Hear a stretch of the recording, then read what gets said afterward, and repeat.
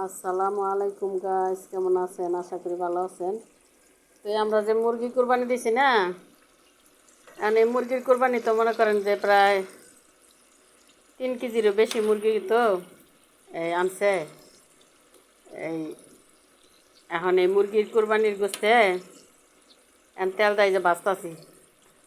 হ্যাঁ, কারণ এমন এমন পজিশনে আল্লাহ মিলাইছে। আমার আব্বা আমার একটা গল্প কইতো কইতো কি, এক ক্ষেতের মাঝখান দিয়ে আরেক অন্যজনে চলে গেছে।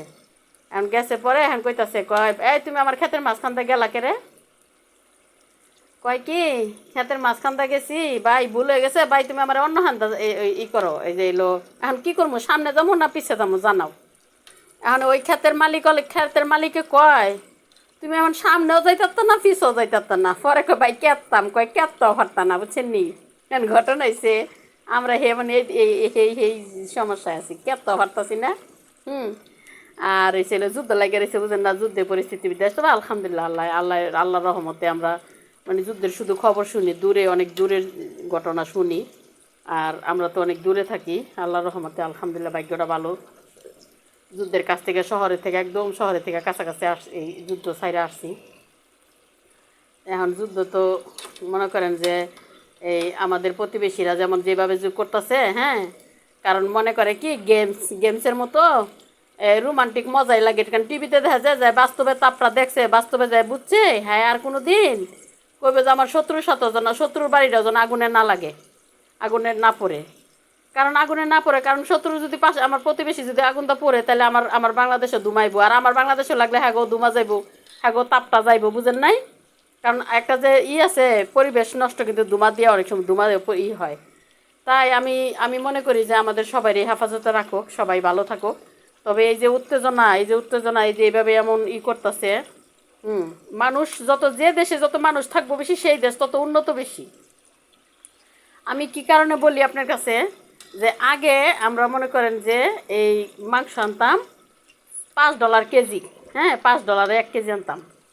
আর এখন মনে করেন $10 প্রতি কেজি, প্রতি $10 হয়ে গেছে গা। হ্যাঁ, মানে 800-900 টাকা এই দেশের এই পরে এই লিরা।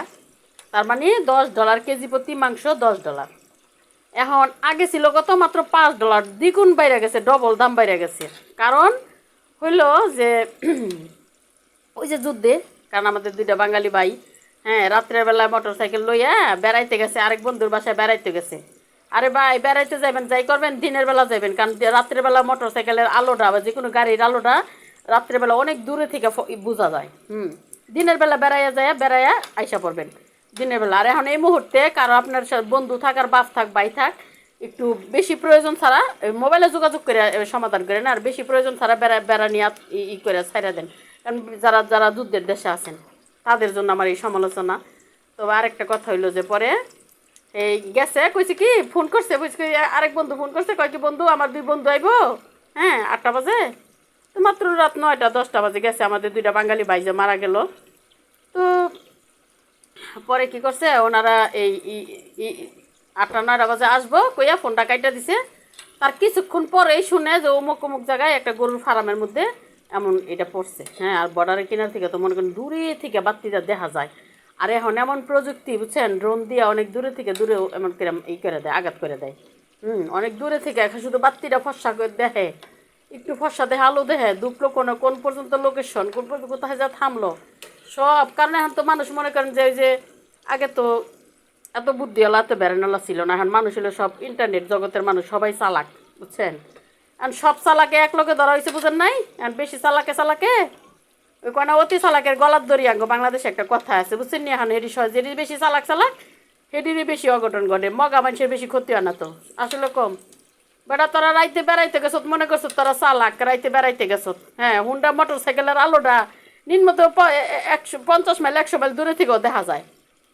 এমনি বাত্তির আলোর চেয়ে বেশি দূরত্ব যায়।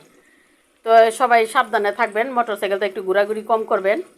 আর আল্লাহ সবারই বুঝার তৌফিক দেখ। কারণ আমার মাথার বেরেন অনেক বেশি না, কিন্তু তারপরে সচেতনতা সবার জন্যই এটা দরকার। সচেতনমূলক ভিডিও বানাইলাম, আশা করি বুঝতে পারছেন। যদি ভুল হয় কেউ মাফ করবেন। আর এই সবাই সাবধানে থাকবেন, আল্লাহ মুক্ত করুক। কারণ হ্যাঁ দেশে মনে করেন যে যেমন গরু আসছিল $5 করে, ফার্ম আসছিল $5 করে খাইছে, এখন $10 করে।